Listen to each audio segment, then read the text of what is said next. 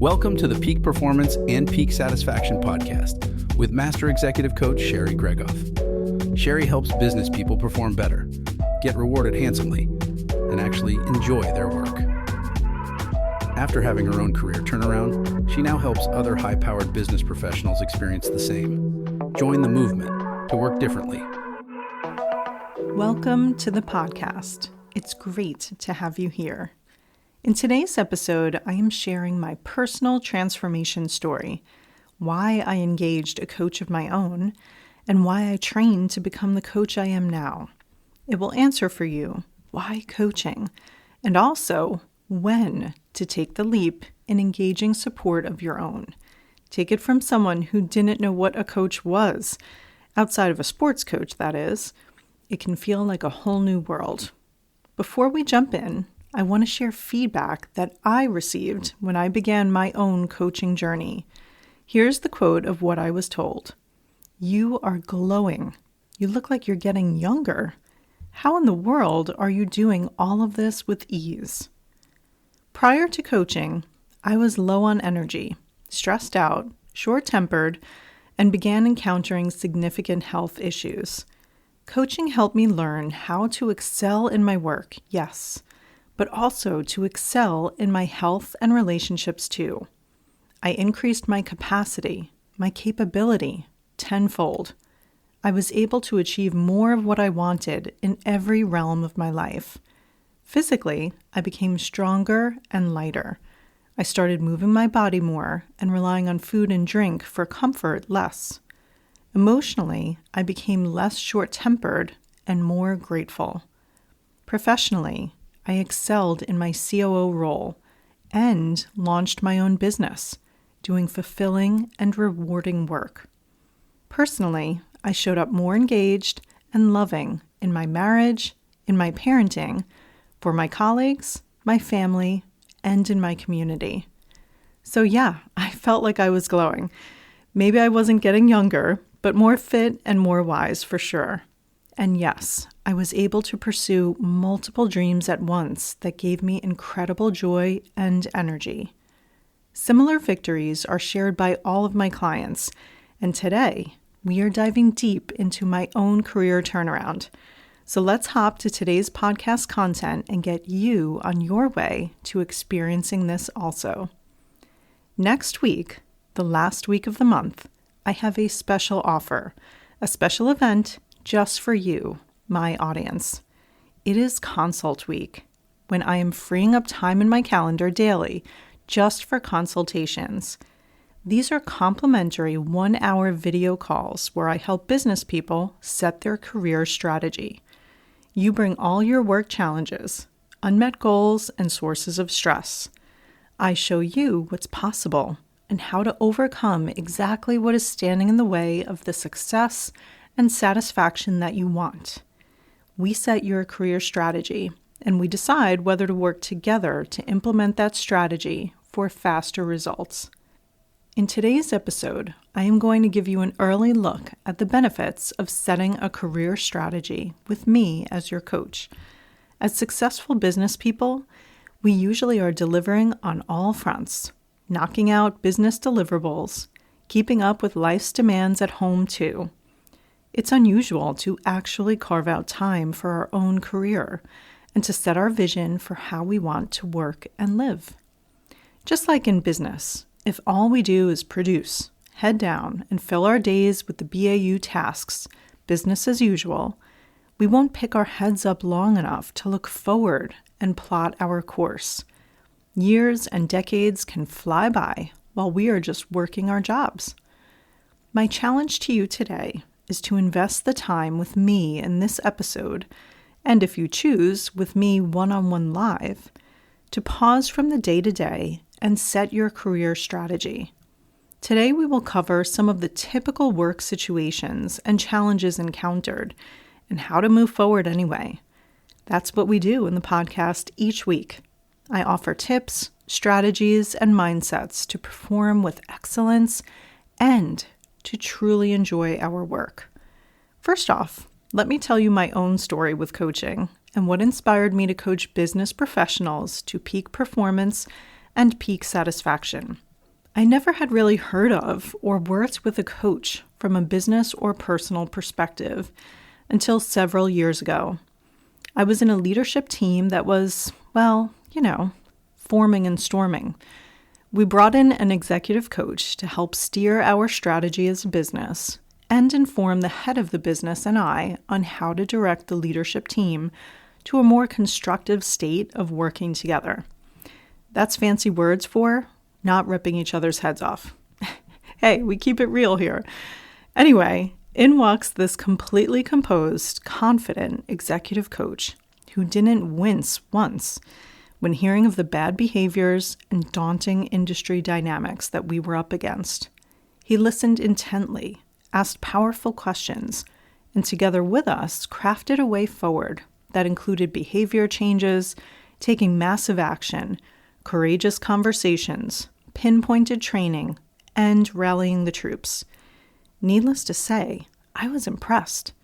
We were no novices in this space, but having this objective perspective who could come in without any of the high emotion or personal relationships that can blur our judgment transformed our approach and helped us make some very tough calls that we knew were right. Then, enter COVID from stage left. More downtime than I had since, before marriage and kids, when I would take up new hobbies every other month. So there I was, with lots of quiet time on my hands. Time to stop and think, reflect. It took a worldwide pandemic to get me to do this. You got that right. I wasn't a big fan of who I felt I had become, snapping at the people I loved, dreading each workday, feeling a shell of myself at the end of the day. Let me back up for a minute. We all work hard in business. The stakes can be high. It's the line of work we chose. Employment at will that could end abruptly at any time. High risk, high reward. Chronic stress worn like a badge of honor. We get desensitized to most of it as being business as usual. It seems like this is just the way it is, and we hustle and grind to feel safe and secure. But there were moments in my more than 20 years of professional experience that I was not prepared for. Witnessing and calling 911 myself for multiple occurrences of cardiac arrest in the workplace, watching colleagues collapse, turn blue, and become non-responsive, colleagues being carried out on stretchers to ambulances and having to call their loved ones to let them know. Losing colleagues to terminal illness in the office one week and gone the next. Losing a colleague and dear friend to suicide who felt there was just no other way to do work and life. I have seen people count down the years to retirement for decades, only to lose their health before they could enjoy it, receiving the cancer diagnosis in the week following retirement. Illustrious and legendary lifetime careers ended involuntarily and abruptly by the very company they dedicated their lives to and sacrificed their health and relationships for. I watched the stress from work weigh on people so much that it changed them. They became unrecognizable from when they started their career. Unhealthy ways of coping was the norm, and we did it together under the euphemism of work hard, play hard. Marriages ended. Children hardly saw their parents as they work round the clock. For years, I watched these things occur around me as if it was on a TV show or a movie screen. It was hard to believe, heartbreaking, but detached from me. So back to COVID, when it dawned on me that I too was on that path of self-destruction myself, and my health was plummeting. My biggest fear that I would lose my life, my health, and my beloved family, directly or indirectly, by putting my work above all, that I would end up like these heartbreaking horror stories that I watched all around me, or worse, that my kids would follow in my footsteps and end up in that situation, that I would get to the end of this life, likely sooner rather than later, and be filled with regret at how I lived it, because of how I deprioritized and neglected loved ones, and also the dreams I gave up on to follow the norm of the day. I had taken my inner drive to achieve, a fight for survival from my childhood that had served me well, but now was leading me to work myself right into the ground. I was wound up with stress about my work, my performance, my achievements, 24 hours a day.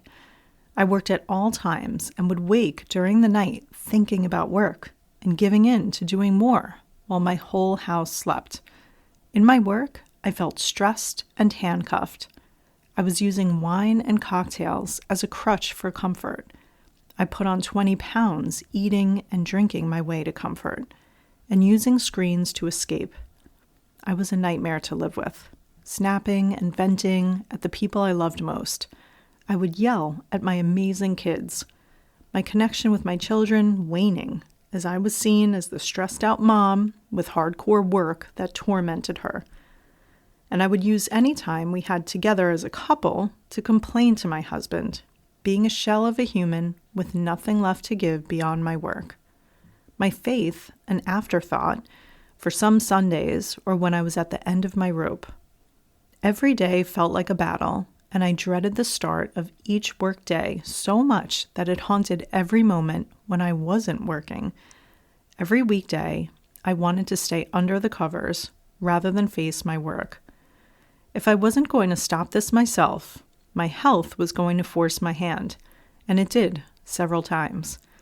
In the space of 3 years, I had multiple health issues that included multiple falls, a severe concussion, vertigo, chest pain, and emergency surgery. Even so, I would go against doctors' instructions in my recovery to finish a multi-month negotiation at the office. I recognized that what I had tried, the prescriptions of the day, they just weren't working. Any attempts to lean back in my career felt disingenuous because I was used to being highly motivated and committed to making an impact.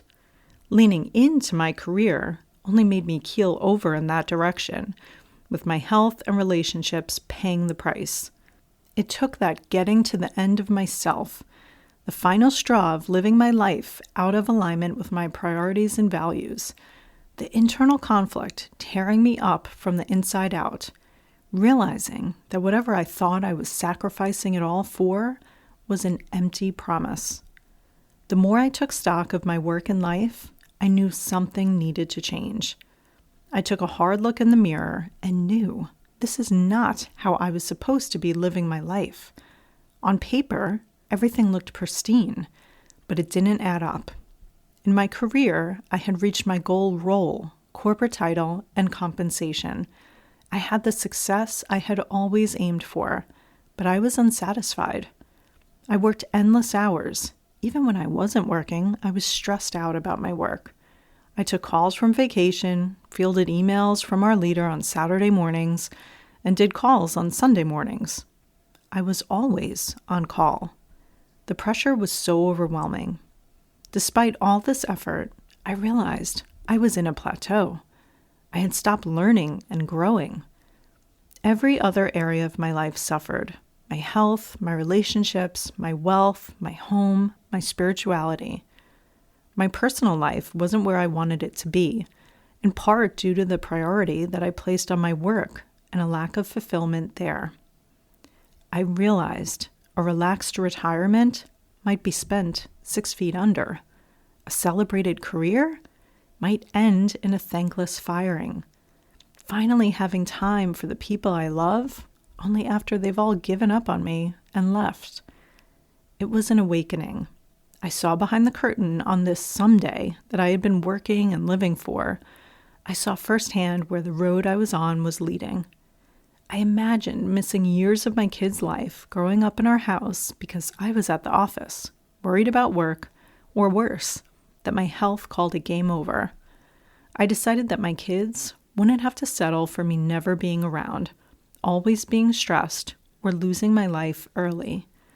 Even worse, the thought of them growing up and following in my footsteps to dread their work and dread each day, being imprisoned by their own careers, full of stress, drained of life.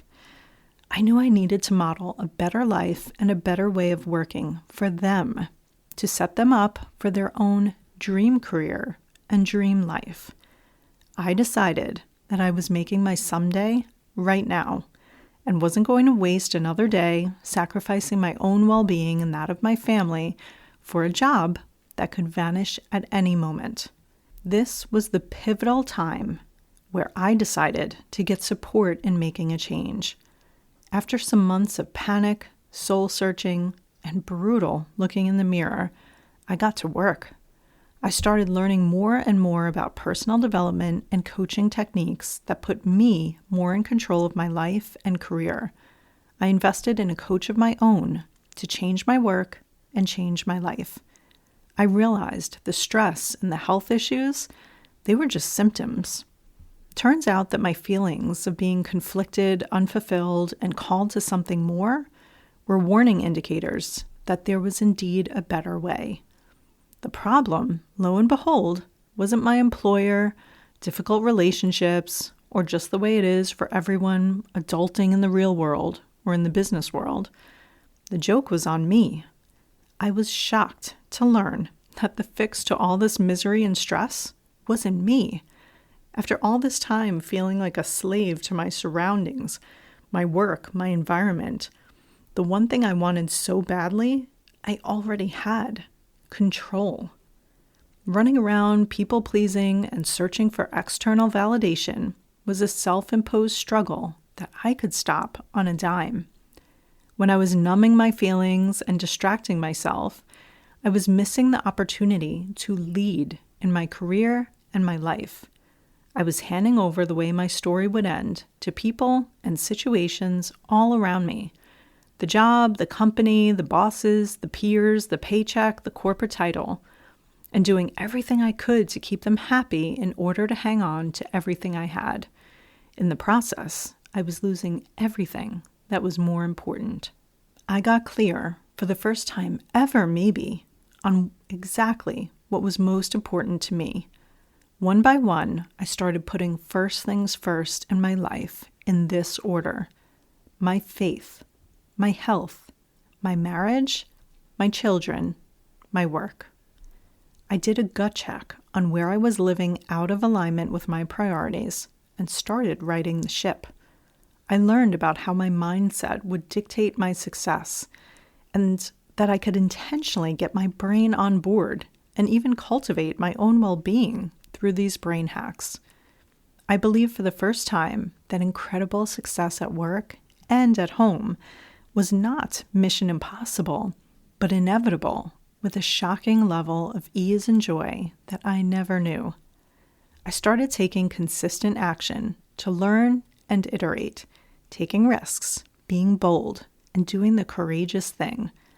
I defined success for myself on my own terms. I enjoyed every step of the process. The burden on my shoulders lightened. I was fully present for the big moments and the little ones in between, with my family that I loved so deeply. I started taking excellent care of my health and dropped the 20 pounds. I started showing up my absolute best at home, in my community, and at my work. The surprise was my work didn't have to suffer to make it so. We can have it all, success in our work and life, without compromising what's most important to us. I broke through limits I myself was applying to my work and success. I eliminated what was stealing my productivity. I found purpose in my work. It felt like shattering glass ceilings. It felt like proving the haters wrong, whether it was society saying we can't have it all, career success and a dream life, or just me judging myself or letting my priorities get turned upside down. Moment after moment of pumping my fist in the air, having righted the ship, reaching a new level, a new personal best in my work and in my home life.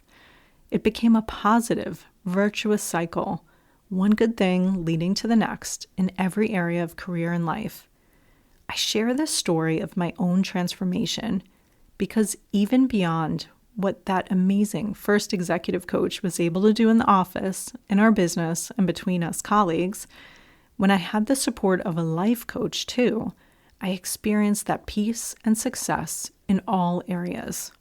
Having walked this road, I felt called to serve others who were having a similar experience, to save them the heartache that I experienced and prevent the disastrous endings that I witnessed, to rebel against the typical template and pattern for business professionals and entrepreneurs. I felt drawn to a coaching academy that was grounded in neuroscience, at first just out of interest to apply to myself and my family. The discipline resonated in every way.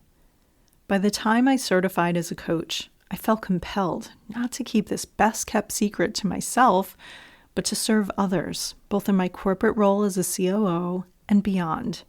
I started my business and found serving other business people in this way to be the most fulfilling and rewarding work I had ever done. I realized this unique combination of consulting, leadership development, performance coaching, and life coaching was like cracking the code for successful business people who wanted to perform with more excellence and actually enjoy their work and life too. The impact it had on my clients gave me tremendous joy and energy. The way their careers, businesses, families, and communities flourished thanks to these business people showing up as their best selves floored me. The prospect of how much good and how many legacies would benefit from more of these transformations fuels me to keep refining my craft and honing my signature system. I went back into training for Master Coach certification and leveled up my methodologies again. Having lived this, having been surrounded by colleagues with these same challenges for my whole career, it has been my lifetime research project, or more like a lab. I experimented with every approach, learned, iterated, and applied again. The beauty is that I let others just use all my lessons learned through blood, sweat, and tears, or maybe it was heartache, failures, and years, to save them some time and pain on their own career journeys. Years later, I am still feeling so grateful for the breakthroughs I had not just years ago, but on most days. My passion now is helping others enjoy their work, reach their full potential, use their talents for maximum impact, and to love their lives. This is what I help business people do, to find the spark at the office and at home, to show up fully inside and outside of the office, to experience peak performance and peak satisfaction. So as you listen to my story, if you can relate in any way, maybe you realize you have been working hard, head down, with great results, but at a high price of stress and sacrifice that you are no longer willing to make. Or maybe you feel unfulfilled and that you aren't operating at your highest potential. Or maybe you feel curious and pulled to this because you sense there's a bigger and better future ahead of you if you can just get out of your own way. Maybe you've stopped learning, growing, and being challenged. Or you realize there may be blind spots holding you back, glass ceilings, or an inadvertent plateau limiting you. If you are a type A, overachieving professional who is driven by excellence and looking to catapult your career and your satisfaction, know that hard work only gets you so far. It will take new strategies to optimize and get to the next level of productivity and success. This is the mission of this podcast and my coaching. I invite you to pause from the busy days to take stock of what is working well and what is not, to decide what you want next, and to set a plan to get there. I created Consult Week, happening the last week of this month, to provide more opportunities to you to do this together with me. I free up my calendar for free one-on-one coaching sessions to help you take stock and set your own career strategy, to define success on your own terms, like I did, and we make the plan to achieve it. I love doing these career strategy sessions, hearing your story, and setting you in motion for a better work and life experience. If you would like the first look at my calendar during Consult Week, Join the waitlist in the show notes to get early access to book. I hope if there are any aspects of my own personal journey that resonated with you, that you will use it as permission, inspiration, a sign even that this very moment is the time when you can decide that status quo is not enough, that you are ready to take the next step to create a better future, not just for you, but for your business, your career, your clients, your family, your community, and this world. Let's do this together. Until next time.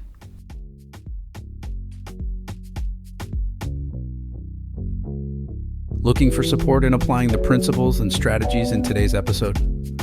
Sherry coaches clients one-on-one as their trusted confidant and advisor, helping each client create the work and life they had only dreamed of.